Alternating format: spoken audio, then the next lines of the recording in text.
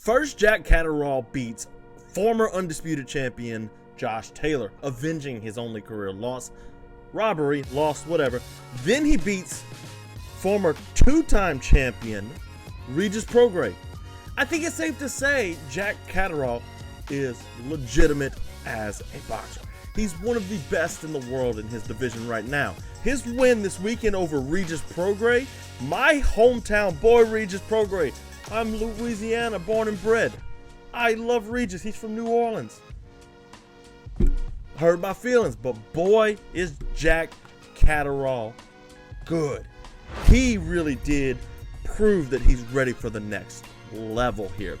And that next level is right now Teofimo Lopez and Devin Haney. That's the top of the division right now. You also got fights like Subriel, Matias, Ryan Garcia. There's so many options out there for Jack Catterall.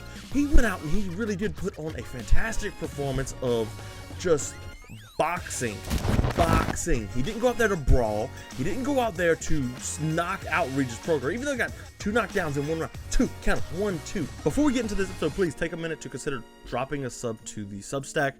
We do exclusive articles for people there. If you want in on that, the link is in the description.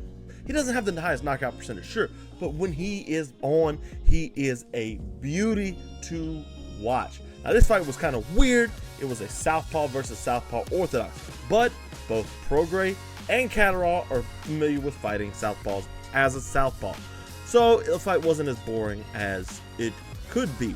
But this fight in the Josh Taylor, which I don't put as much stock into Josh Taylor's fight because his best days do seem like they're behind him, and so does Regis Prograis, but a lot more for Josh Taylor. Okay, let's be honest. Josh Taylor's best days are long behind him after 2 losses to Teofimo and now Catterall, which he should have lost to Catterall in the first fight.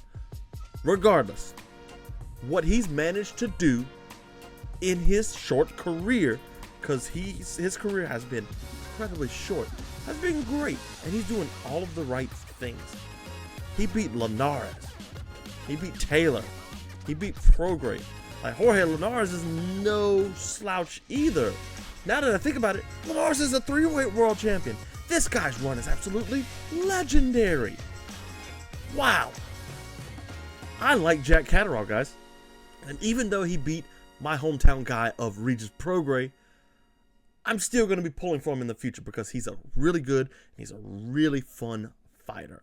Count me just beautiful. I loved it. Oh, I can't get enough of it.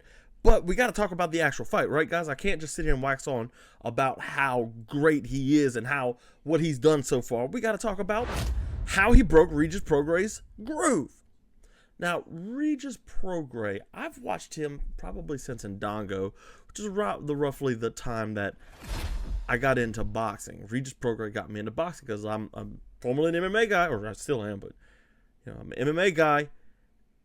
And I watched it. I'm like, hey, there's this New Orleans guy boxing. It was against Julius Ndongo, and he won the title there. I'm like, hey, I can follow this New Orleans guy, kind of get my foot in the door with boxing. So I know a little bit about Regis Prograis. I'm not going to say I'm an expert on all things Regis Prograis. No, but I know that he has confidence issues, and it showed in this fight. The very beginning of the fight, Regis Prograis suffered tremendously by his inability to gauge distance, and that's gotten him in trouble in the past.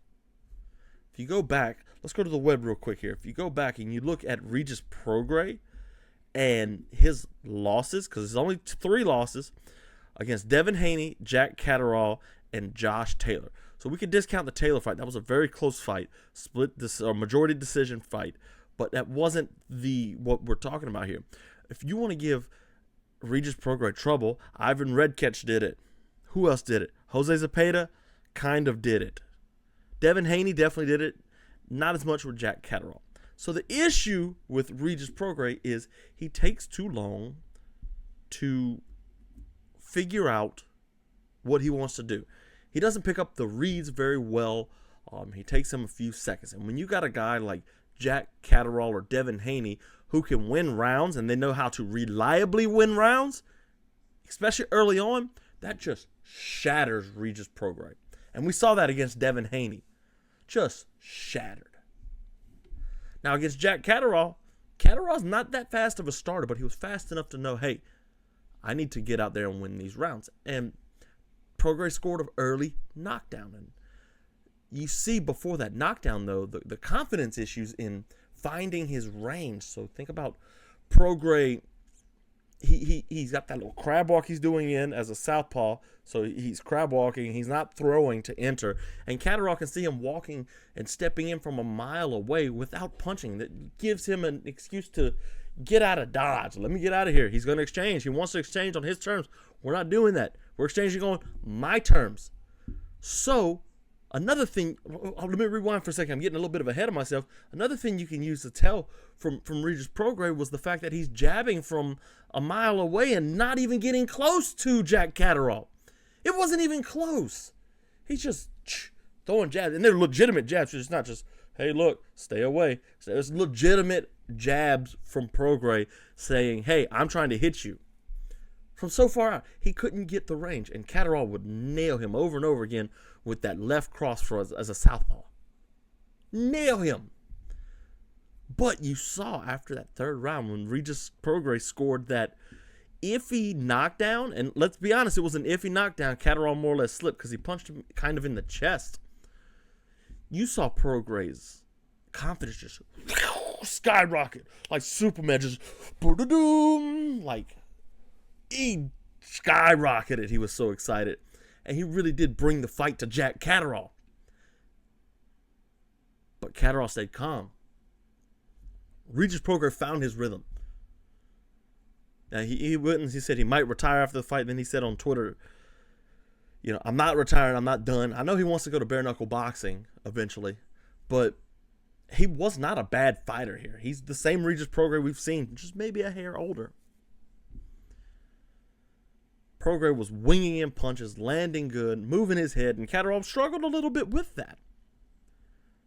And what Catterall changed early in the fight, he was keeping Prograis, boom, on the end of his jab. Boom, he's southpaw again. Boom, boom, keep him on the end of his jab. Just pop, one more time. Pop, come on, walk onto it. Eventually, Prograis got wise to it. Starts dipping his head off the center line. Starts landing. Okay? So how did he break that momentum that Prograis built up from the round 3 knockdown? Prograis realized he has to get in close to Jack Catterall, so he was. So what he would do is, like we saw Teofimo Lopez do against southpaws. He steps in, Teofimo, boom, bumps and pushes him off.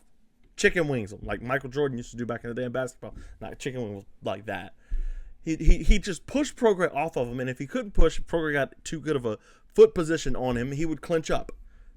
And that just threw Regis Prograis off. Next thing you know, Catterall's like, okay, you know now you can't enter. You're still coming forward, but you know now, let's not enter quite as much. Regis Prograis overextends and pop, pop, 1-2. Knocks Prograis down, round 10. He was shot right there. Or round 9, I think it was. He was shot right there. The rhythm was disrupted. And then you see Prograis go back to that crab walk.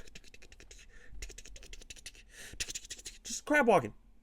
It wasn't nothing fancy. And he was jabbing from a mile away, reverting back to that first 3 rounds. And that's how he did it. I liked a lot of what he did too earlier in the fight when he's keeping his hands low and he using his shoulder and his elbow to throw Prograis off. But when Prograis realized he had to step in, Catterall realized, hey, I've got to keep him off of me somehow. He's not respecting my power. He knows he has the power advantage, so let me push him off of me. And it worked. It worked magnificently. So great win by Jack Catterall. You got the unanimous decision. He's not the most knockout exciting fighter, but he's still a very fun fighter. His wins are finally shining though. From Linares to Taylor to Prograis, his wins are finally shining. He is finally getting the attention he deserves. And he deserves it. Jack Catterall is a fun, quality boxer. I won't say he's the best. We're going to talk about this in a second. I won't say he's the best, but if you go and you look at the rankings on like BoxRec, Ring's got him rated at 3, but you look like Andy Hiroka, that's a winnable fight. Liam Paro, that's a fun fight. Subriel Matias, good fight. Carlos Ramirez just beat Isaac Cruz. Good fight. He's fighting Barboza next. That would be a good one to fight. What card is that, Barboza? Hold on, let me look at that. Is that... Oh. Callum BLM Smith. Okay, that's a... Oscar Duarte... No. Oh, okay. William Zepeda and Tevin Farmer. That's what's on there. I was confused because it's like... Yeah, we're looking at a William Zepeda fight card. Oscar De La Hoya. That makes sense now. That's a good fight. Tevin Farmer and William Zepeda. But you look at these guys like... Where am I? What am I looking for? Go back to the rankings. Oh, I'm on Jose Carlos Ramirez. Richard Hitchens, that's a good one. Adam Azim's coming up. I've watched him for a second. He's pretty good. But like, there are good fights out there, and Catterall beats most of them. But you get to these top two right here. Devin Haney and Teofimo Lopez, and that becomes unsure. Super Matias might be a bad stylistic matchup too. Isaac Cruz, Ryan Garcia, all these guys can give him fun and exciting fights. I don't know which one to give him, though. See, if I'm Teofimo Lopez, who's really good against southpaws, I'm giving Jack Catterall a call before I give Devin Haney a call. If I'm Devin Haney, I'm like, hey, I need to beat this guy before he gets ahead of me. You know, before this fight gets too big. Let me get a win over him already. I'm calling him. Because those two guys can... We'll talk about that in a second. But, like, you want in... You know, he's going to get a title shot next. And who are the champions in this division? Let me go look real quick here. Hold on. Let's pull up the web again. Let's see. Champions. Where are we? Here we go. Haney, Paro, Puello. Oh, Haney didn't really have a title. And then Teofimo. This is a weird, super light's a weird division, man. Weird division. This is weird. Anyways, yeah, I don't know. Like Subriel, Matias, and Paro is the two I'm thinking we see him fight next. I think that'd be really two good options. So I mentioned it a couple times already. Jack Catterall versus Teofimo Lopez and Devin Haney. That's the two top dogs in the division. That's who everybody recognizes as the best fighters. Maybe Ryan Garcia too, you could say. If you can make that weight or if you can pass a drug test. That's a conversation for another. We're not talking about Ryan Garcia. We're talking about Devin Haney, Teofimo Lopez. The two guys who can actually make weight, pass drug tests. And win titles. That's the three qualifications we got here. So you got to make weight. We're just basically eliminating Ryan Garcia. Let's be honest. Just get him out of there. We don't need Garcia. I like the Devin Haney matchup for Jack Catterall a little bit better, but Haney's really controlled. Haney's, not going to knock him out. He's not really going to hurt him that much. Even though he's looked better in his last couple fights. He looked good against Prograis. We're going to ignore the Ryan Garcia fight, even though there is some lessons in that fight about Devin Haney. Like, for example, you hit him and knock him down, he can come back. But if you keep hitting him, he will go down. And, like, there's questions on, is he big enough for this division? Is he not? That remains to be seen. Then you got Teofimo Lopez, who's hunting Terrence Crawford. As crazy as he is, Lopez rises to the occasion when he fights actual good fighters. So that's a little... Teofimo's really good against southpaws. Look what he did to Josh Taylor. Just dismantled him. Again, past his prime Josh Taylor, nonetheless. But Josh Taylor. Look what he did against Lomachenko. Undersized Lomachenko, but Lomachenko, the top pound-for-pound fighter. He's really good against southpaws. He shows it every time he fights one, especially at a high level. Now, Teofimo Lopez might not take the fight seriously with Jack Catterall. Catterall brings nothing to the table except for future-proofing his resume. But Lopez is faster, stronger, has a bigger punch. Well, we don't know about that anymore at this new weight class. Catterall's a smoother boxer, sure, but Lopez feasts on these guys like these southpaws. Haney, we're unsure about him. He might be coming for Devin Haney. Jack Catterall, that is. Might be coming for Devin Haney. Like, get him while he's down. You know what I mean? He's down. Let's get him. And he might get that fight. Now, we did talk about Ryan Garcia. And Jack Catterall is a southpaw. So how do you attack a southpaw's body as an orthodox fighter? Well, Ryan Garcia is the best at that. There's no questioning about it. From Luke Campbell to his other knockout at southpaw, who I forget his name, but you remember it. He's good against southpaws, and this is how he does it. It's a film study. You want to watch it.